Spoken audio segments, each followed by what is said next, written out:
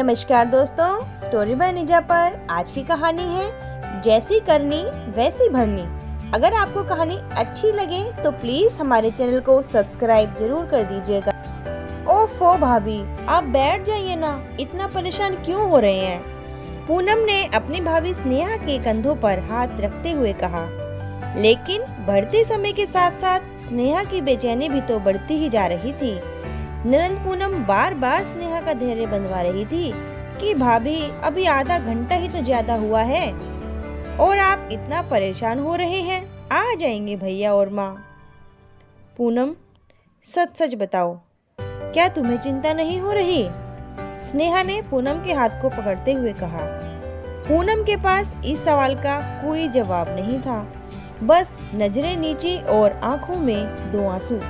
यही था शायद पूनम का जवाब। लेकिन पूनम के अंदर की उथल पुथल कौन समझ सकता था और कौन उसे रोक सकता था? आज जो कुछ हो रहा था उन सब की जिम्मेदार पूनम ही तो थी। अगर पूनम विनय को अपने घर वालों से नहीं मिलवाती तो शायद आज का दिन देखने को भी नहीं मिलता। लेकिन पूनम से किसी को कोई शिकायत नहीं थी सिवाय पूनम के। विनय से मुलाकात पूनम की कॉलेज के दिनों में हुई थी और कब दोनों के प्रेम प्रसंग शुरू हो गया पता ही नहीं चला। अब तो विनय की नौकरी भी लग चुकी थी और इधर पूनम के घर वाले भी पूनम के लिए रिश्ता देख रहे थे। इससे अच्छा समय पूनम के लिए हो ही नहीं सकता था। उसने विनय को अपने भैया से मिलने के लिए राजी भी कर लिया। विनय वैसे बहुत अच्छा लड़का था और उसमें वह सारी खूबियां थी जो कोई भी लड़की अपने पति में चाहेगी। अभी कुछ दिन पहले ही तो पूनम के भैया रजत और भाभी स्नेहा की पहली सालगिरह थी। उसी की उन्होंने छोटी सी पार्टी भी रखी थी। उसी पार्टी में पूनम ने पहली बार विनय को अपने घर वालों से मिलवाया था। पूनम के घर में सदस्य ही कितने थे?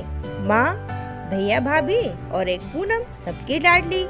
पिताजी तो कुछ वर्ष पहले ही बीमारी के चलते चल बसे थे।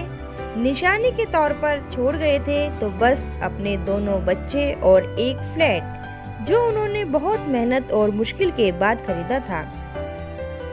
माँ के जीवन का शायद वही सबसे खुशी का दिन था जब उन्होंने अपना घर खरीदा था। लेकिन क्या पता था कि वक्त की मार के आगे सब कुछ खत्म हो जाएगा। जहाँ पिताजी की बीमारी के कारण वह चल बसे, वहीं मेरे कारण माँ और भैया को पिताजी की निशानी गिरवी रखनी पड़ रही है।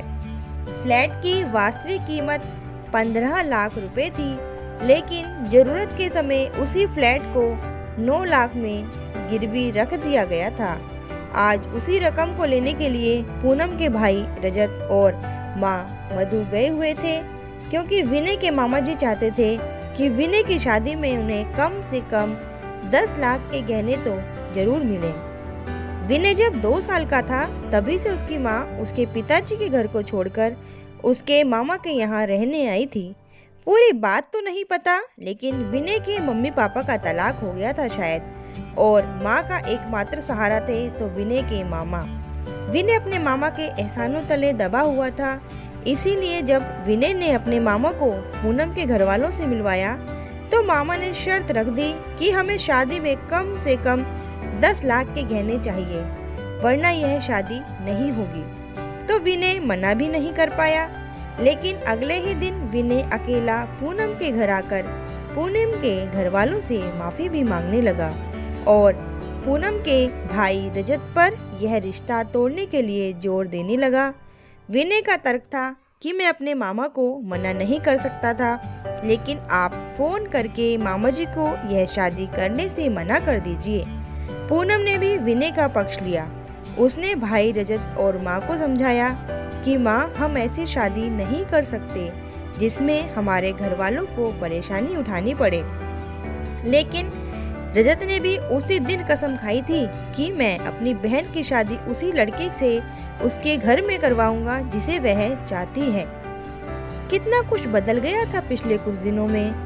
पूनम तकिए को गोद में लेकर बैठी थी और ना जाने कितने आंसू उसकी आंखों से लुढ़क लुढ़क कर तकिए को लगभग भिगो चुके थे। तभी दरवाजे की घंटी की आवाज से पूनम पिछले दिनों में हुई घटनाओं की याद से बाहर आई उसने जल्दी से अपने आंसू पोंछे और दरवाजा खोलने के लिए बाहर की तरफ भागी, लेकिन तब तक भाभी स्नेहा दरवाजा खोल चुकी थी। सामने भाई रजत और माँ खड़े थे। किसी हारे हुए जुआरी और जीते हुए खिलाड़ी के मिले जुले भाव उनके चेहरों पर थे। जहाँ उन्हें समय पर पूनम की शादी के लिए गहने खरीदने की रकम मिल गई थी, वहीं उन्होंने अपने घर को दांव पर भी तो लगा दिया था और रहने लगे थे अपने इस किराए के छोटे से घर में। रजत ने पैसों से भरा हुआ बैग स्नेहा के हाथों में देकर उसे संभाल कर रखने की हिदायत दी। पूनम एक निर्जीव प्राणी की तरह वहीं बुत बनी खड़ी थी। रजत ने उसके सर पर हाथ फेरा और अंदर चला गया, लेकिन पूनम चुपचाप शांत वहीं खड़ी रही। कुछ करो विनय, नहीं तो मैं मर जाऊंगी। मैं इस तरह अपनी खुशी के लिए अपने घर को बर्बाद होते हुए नहीं देख सकती। विनय प्लीज कुछ करो, ना तो मैं अपने परिवार को दुख पहुंचा सकती हूँ और ना ही मैं तुम्हें छोड़ सकती हूँ। पूनम विनय को फोन मिला चुकी थी। विनय के हालात भी तो पूनम जैसे ही थे। वह भी तो ना पूनम को छोड़ सकता था और ना ही अपनी मामा की रखी गई शर्त को तोड़ सकता था। तुम चिंता मत करो पूनम, एक दिन सब ठीक हो जाएगा। विनय पूनम को झूठी दिलासा देकर खुद बेचैन हो गया, और ठीक हो भी तो कैसे सकता था। इतने वर्षों से विनय और उसकी माँ अपने मामा के हाथों की कठपुतली ही तो बनकर रह गए थे। जो बात मामा ने कह दी तो कह दी, उसको कोई भी काट नहीं सकता था। विनय के मामा विनय की माँ और उसको एक नौकर से ज्यादा कुछ भी नहीं समझते थे। वह हमेशा एहसान जताते रहते थे कि मैंने तुम्हारा उस समय में साथ दिया था जब तुम्हारे पति ने भी तुम्हें छोड़ दिया था। विनय की माँ खुद उसके मामा के घर को छोड़कर जाना चाहती थी, लेकिन उसके मामा वही अपना एहसानों वाला गाना गाकर उन्हें रोक लेते थे। विनय के मामा का भी अपना स्वार्थ था। उनकी इकलौती बेटी थी सारा। विनय के मामा चाहते थे कि विनय की शादी में मिले गहने वह अपनी बेटी सारा की शादी में उसे दे दे और विनय उनके घर में उनके बुढ़ापे का सहारा बनकर रहे। और विनय की मामी, उसको भी तो फ्री में काम वाली मिल रही थी और बुढ़ापे में सेवा करने के लिए विनय जैसा बेटा। विनय और पूनम का जीवन किसी फिल्मी कहानी से कम नहीं था, लेकिन अभी शायद जीवन में बहुत से मोड़ आने बाकी थे। जब विनय पूनम और अपनी माँ के साथ अपनी शादी की शॉपिंग कर रहा था, तभी एक अनजान व्यक्ति आकर विनय के गले लगकर रोने लगा। विनय ने आज से पहले उस व्यक्ति को कभी भी नहीं देखा था और वह व्यक्ति तो खुद को विनय का पिता बता रहा था। वह बार बार विनय से प्रार्थना भी कर रहा था कि मुझे एक बार अपनी माँ से मिलवा दो। उस व्यक्ति ने सबूत के तौर पर विनय को उसकी माँ के साथ हुई शादी की फोटो भी दिखाई और विनय के जन्म प्रमाण पत्र को भी उस व्यक्ति ने संभाल कर रखा था। लेकिन बात की पुष्टि के लिए विनय उसको अपनी माँ से मिलवाना चाहता था। विनय के मन में अपने पिता के प्रति बहुत गुस्सा था, बहुत नफरत थी। वह अगर यह तय कर पाता कि वही उसका पिता है तो शायद आज ही उसको मार भी डालता, क्योंकि विनय की नजरों में उसका पिता ही एक ऐसा व्यक्ति था जिसकी वजह से उसकी माँ और उसके जीवन में आज तक दुख है। अगर उसके पिताजी एक अच्छे व्यक्ति होते तो उसकी माँ को कभी भी अपना घर छोड़कर मामा के घर नहीं रहना पड़ता और ना ही उन्हें बात बात पर मामा मामी के ताने भी सुनने पड़ते। शोर शराबा सुनकर विनय की माँ, जो पास की दुकान में ही पूनम के लिए चूड़ियाँ पसंद कर रही थी, वहाँ आ गई। इतने वर्षों बाद विनय के पिता को देखकर वह हैरान रह गई और उनके हाथों से चूड़ियों से भरा थैला छूट गया। चूड़ियाँ छन छन करके फर्श पर बिखरती चली गई। विनय की माँ की प्रतिक्रिया को देखकर पूनम समझ गई कि यही विनय के पिता हैं। इसीलिए पूनम ने माहौल को शांत करने के लिए भीड़ को वहां से हटाया और सबको लेकर बाहर पार्क की तरफ आ गई। अब शुरू हुआ बातों का सिलसिला, सवालों का जवाबों का सिलसिला, लगाए गए इल्जाम और उनके लिए दी गई सफाई का सिलसिला। इन सभी बातों में बहुत सारी बातें तो ऐसी थी जो आज तक हुई भी नहीं थी, केवल उनकी कल्पना मात्र से ही विनय के माता पिता का रिश्ता टूट चुका था। इतने वर्षों बाद पता चला कि विनय के मामा मामी ने बहुत ही चालाकी से और सोचा समझा जाल बिछाकर विनय के माता पिता को फंसाया था।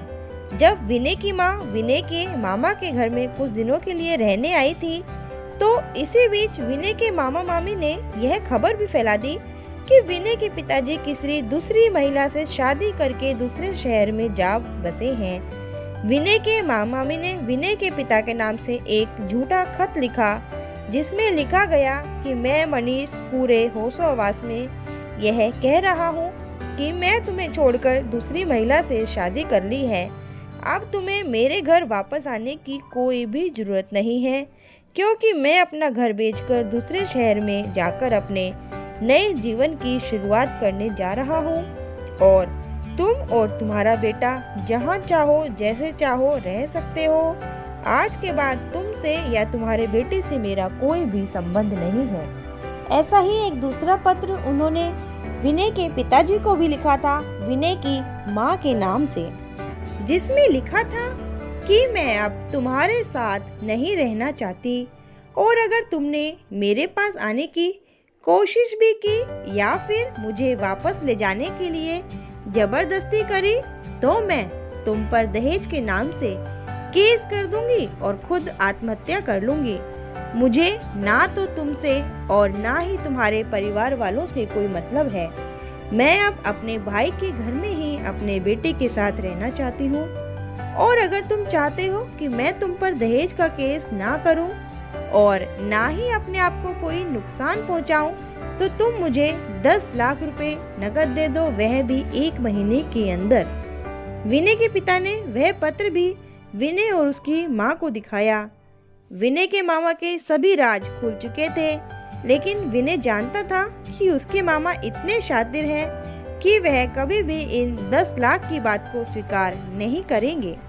लेकिन विनय अपने पिताजी के पैसों को मामा से निकलवाना चाहता था, इसीलिए विनय और पूनम ने मिलकर एक योजना बनाई, जिसके तहत विनय के पिताजी के पैसों के साथ साथ पूनम के घर वालों के 10 लाख भी वापस मिल सकते थे। चारों योजना बनाकर अपने अपने घर वापस आ चुके थे।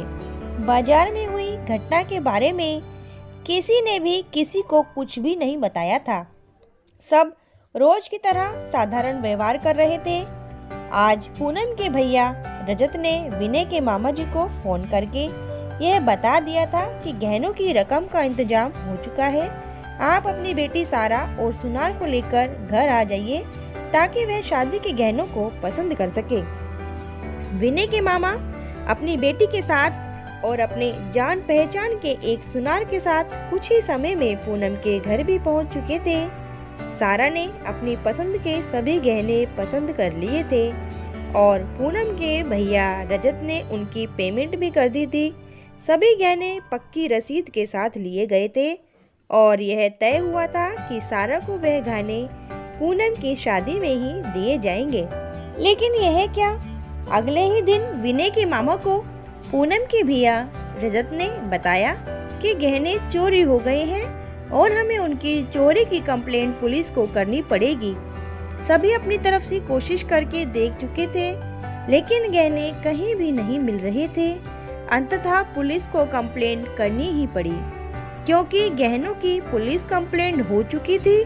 इसीलिए अब विनय के मामा शादी के लिए मना भी नहीं कर सकते थे, क्योंकि अगर पुलिस को पता चल जाता कि गहनों के कारण शादी नहीं हुई है, तो वह उन्हें दहेज के केस में अंदर भी कर सकते थे। विनय और पूनम की शादी तय समय पर हुई। अब वक्त आ गया था विनय और पूनम के बिछाए जाल में मामा जी को फंसाने का।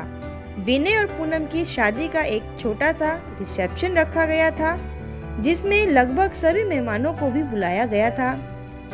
पूनम के कमरे की अचानक से लाइट खराब होने के कारण पूनम अपने मामा मामी के कमरे में रिसेप्शन के लिए तैयार हो रही थी और वहीं दूसरी तरफ विनय उसे छेड़ने के लिए उसके मेकअप करते हुए फोटो खींच रहा था और वीडियोस बना रहा था। तभी मामा ने आकर मामी से कहा कि मुझे वह 5,000 दो जरा, जो मैंने तुम्हें सुबह दिए थे? विनय और पूनम तो बस इसी पल के इंतजार में थे। विनय ने अपना फोन संभाला और चुपके से मामी की रिकॉर्डिंग करने लगा। मामी ने जैसे ही 5,000 रुपए निकालने के लिए अलमारी खोली, वैसे ही पूनम के घर से चोरी हुए गहनों की पोटली अलमारी से नीचे गिर गई और गहने फर्श पर बिखर गए। पूनम और विनय के सामने गहनों को देखकर मामा मामी बिल्कुल हक्के बक्के रह गए, क्योंकि गहनों की चोरी का इल्जाम अब उन पर आ गया था। विनय के मामा मामी ने विनय और पूनम को बहुत सफाई दी कि वह नहीं जानते ये यहाँ कहाँ से आए और कब आए। हमने इन गहनों को नहीं चुराया और तुम तो हमारे बच्चे हो ना, हम पर विश्वास करो। लेकिन विनय तो गहनों की रिकॉर्डिंग कर चुका था। पूनम चिल्लाकर सभी रिश्तेदारों को अंदर बुलाना चाहती थी, लेकिन मामी ने उसके मुंह पर हाथ रख दिया और पूनम से विनती करने लगी कि उन्होंने यह चोरी नहीं की है, उन्हें इस इल्जाम में ना फंसाएं। लेकिन मामा जी, आप पर विश्वास करेगा कौन? हमारे पास तो आपकी रिकॉर्डिंग भी है और गहने भी। विनय के मामा मामी फंस चुके थे। उनके ऊपर उस चोरी का इल्जाम आ गया था जो उन्होंने कभी की ही नहीं थी। ठीक उसी तरह जैसे विनय के माता पिता उन गलतियों की सजा भुगत रहे थे जो उन्होंने कभी की ही नहीं थी। अपनी इज्जत सबको प्यारी होती है। विनय के मामा ने विनय के पैर पकड़ लिए और विनय को हर प्रकार से समझाने की कोशिश करने लगे कि वह इस वीडियो को डिलीट कर दे, लेकिन विनय ने उनकी एक ना सुनी। तब तक कमरे में विनय की माँ, ममेरी बहन सारा और विनय के पिताजी भी आ चुके थे। अलमारी से गिरे गहनों को देखकर मामा मामी की बेटी सारा हैरान रह गई। पापा, मैं यह तो जानती थी कि आप लालची हो, मगर यह लालच आपको एक दिन चोर बना देगा मैं नहीं जानती थी। मैं आपको कभी भी माफ नहीं करूंगी, कहती हुई सारा रोते रोते कमरे से बाहर चली गई। लेकिन बेटी सारा, मैंने चोरी नहीं की, मुझ पर विश्वास करो। मगर तब तक तो सारा बाहर जा चुकी थी। क्यों, क्या हुआ साले साहब? बेटी आप पर विश्वास नहीं कर रही? अरे अरे, जैसा बोओगे वैसा काटोगे। अजी हाँ, जैसी करनी वैसी भरनी। एक समय था जब तुमने मेरे और अपनी बहन के बीच में झूठी कहानी गढ़कर दरार ला दी थी, और आज वही समय तुम्हें ब्याज के साथ वापस भी मिल रहा है। तुम चाहे कितनी भी सफाई दो, मगर तुम्हारी बेटी कभी भी अब तुम पर विश्वास नहीं कर पाएगी, और यही है तुम्हारे कर्मों की सजा। अब मामा जी, अगर आप चाहते हो कि आपकी यह वीडियो पुलिस को ना दी जाए, तो आप वह 10 लाख रुपए जो आपने मेरे पिताजी से लिए थे ब्याज समेत हमें वापस कर दीजिए।